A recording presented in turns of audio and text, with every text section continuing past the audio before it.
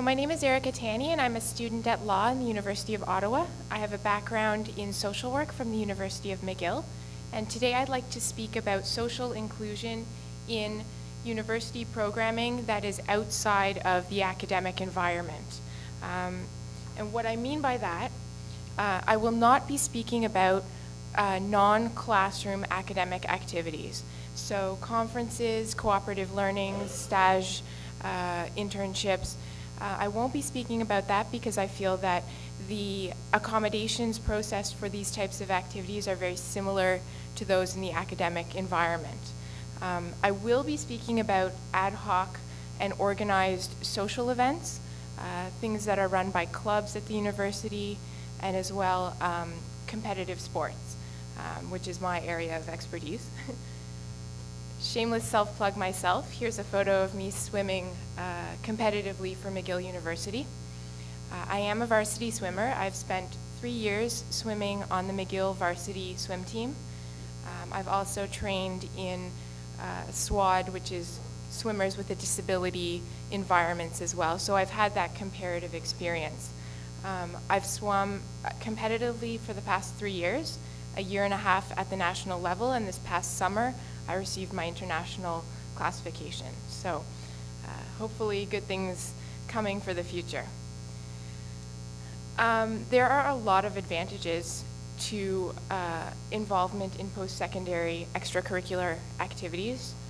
The first is clearly physical. Personally, I use a wheelchair, and I have found that the core strength that I developed while swimming really improved my mobility in other areas. And it has been noted in the research that individuals who have disabilities, who are athletes or more physically able, are seen as more capable, which is unfortunate, but that's coming out of the research. In terms of intellectual benefits, there are many, and there's a lot of research mostly relating to students at the high school level of the academic benefits of involvement in sport. Personally, I found that it has helped my sense of timing when I'm writing exams in very restricted time settings. I can look at a 5-minute span of time and just think, well, I can go up and down the pool 50 times in 5 minutes, so 5 minutes I can answer another 10 questions, no problem. But I think the greatest benefit is the psychosocial aspect. University is a time when individuals are discovering their identities. We're forming our identities, and the social environment is very important in participation in the university as a citizen of the university citizenship. In terms of leadership, social inclusion aids with that, with participation, with social skills, networking, meeting people from different areas outside of your program. And I think that's particularly important to individuals with disabilities who, in the lower levels of academia, high school and elementary school, may have been very segregated from their peers, either intentionally placed in separate programs or just by virtue of having an attendant or an adult who's constantly this overbearing presence that separates them out from the other children. So I think it's particularly important for individuals with disabilities to have engagement in those areas of university life. But I think there are very unique challenges with regards to sport and social inclusion, particularly because the ad hoc nature of the events often present a lot of logistical barriers, transportation issues, location issues, time of day. Already we might be taking slightly reduced programs, and to extend your day ad infinitum is not always that possible. And of course, funding also plays a major role, as we heard a little bit earlier.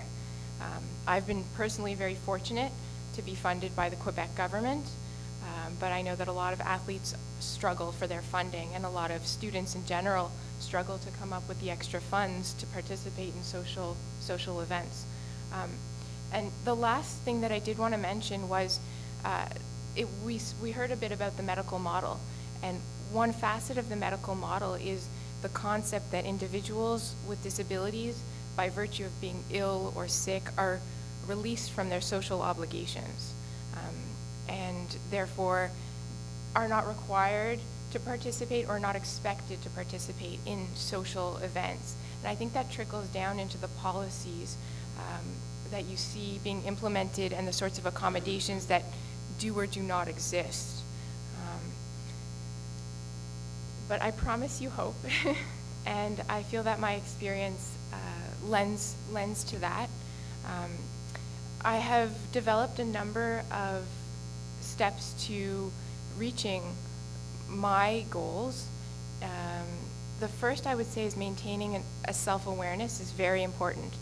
It's important to know yourself, what your barriers are, what limitations you will and will not accept.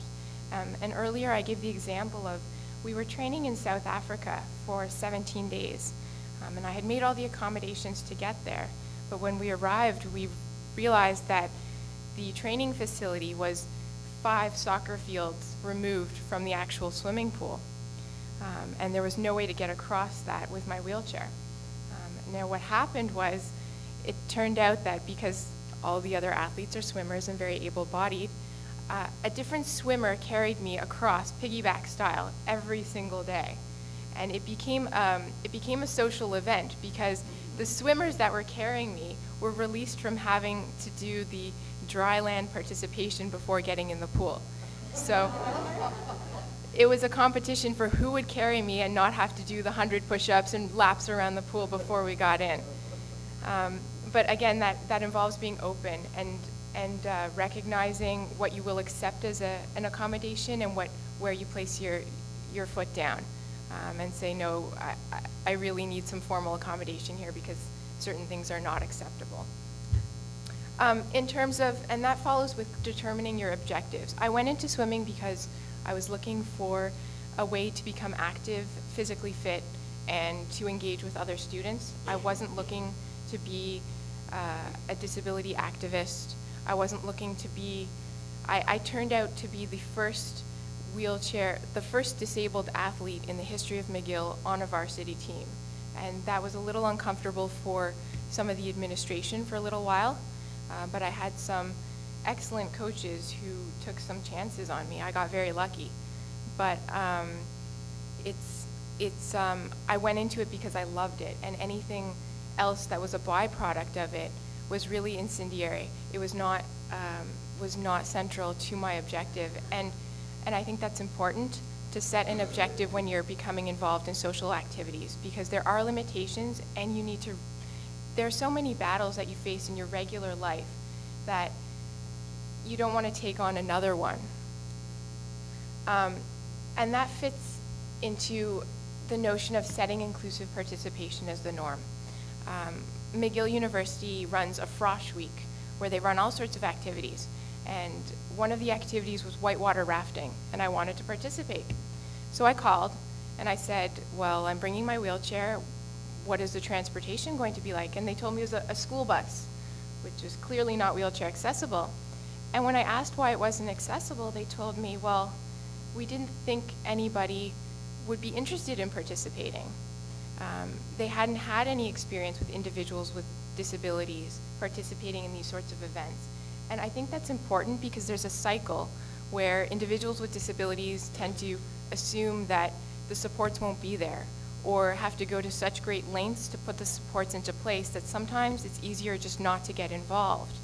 But then the able-bodied community, who doesn't see the participation of individuals with physical or other disabilities, don't have that incentive and that experience and that contact to know to put these supports into place. And it's arguable that they should know to put them into place, but often it doesn't happen, and there's an awareness barrier there. I entitled this presentation "No Fists or Apologies" because when I call and ask about the accessible service, I don't ask questions. I don't ask if it is accessible.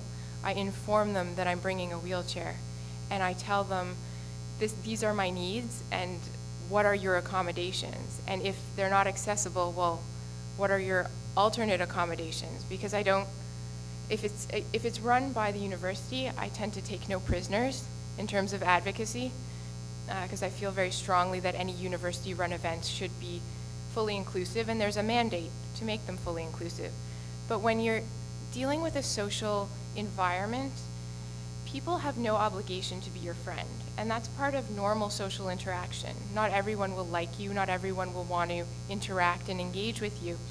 And especially when you're talking about competitive sports, there's an element there where not everyone can compete, in able-bodied or not able-bodied, in competitive sports. There is an element that you have to earn that participation. And I find that the more medals I win, the more competitions I go to, the more I become known both in and outside of my sport environment, the more of a legitimacy I have to make more stringent demands on the inclusiveness of my environment.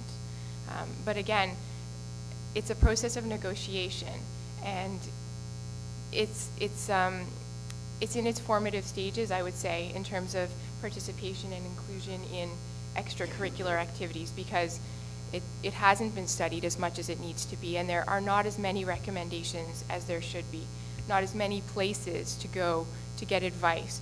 And so I think that there needs to definitely be a negotiation and perhaps a soft pedaling when you're demanding your accommodations.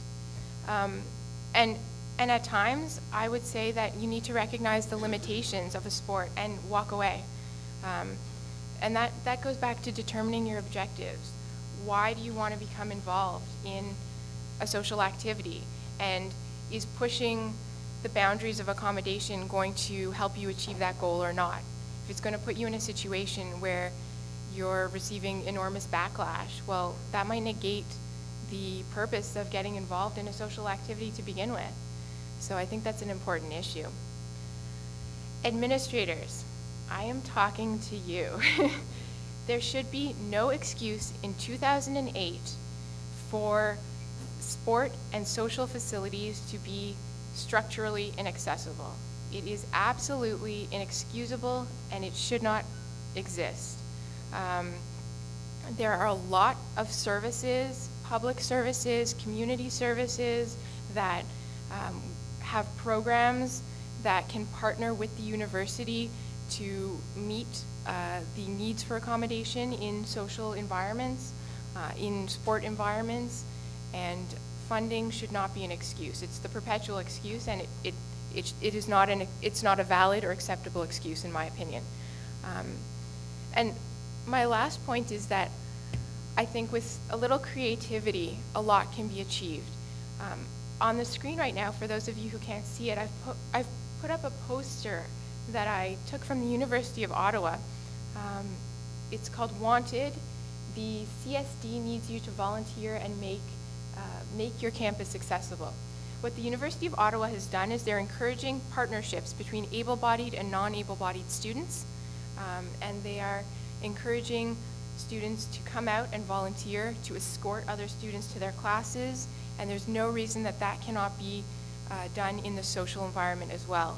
And I think there are a lot of students who are able-bodied who are uncomfortable in social situations, who would love to go to the gym with a partner and take someone else along. And I think that engaging in these sorts of partnerships will increase awareness, and it will also be beneficial on all sides for everybody. So in conclusion, I'd just like to thank NEADS for having me here to speak. I welcome your questions in the questions and answers period, and I spoke mainly towards the issue of physical disability because that's the area I know, but I really challenge you to take your personal disability and your personal experiences, match them up with what I've had to say, and take from this presentation what would be helpful to you. Also, pour ceux qui parlent français, qui ont des questions, soient le bienvenu. Soyez le bienvenu.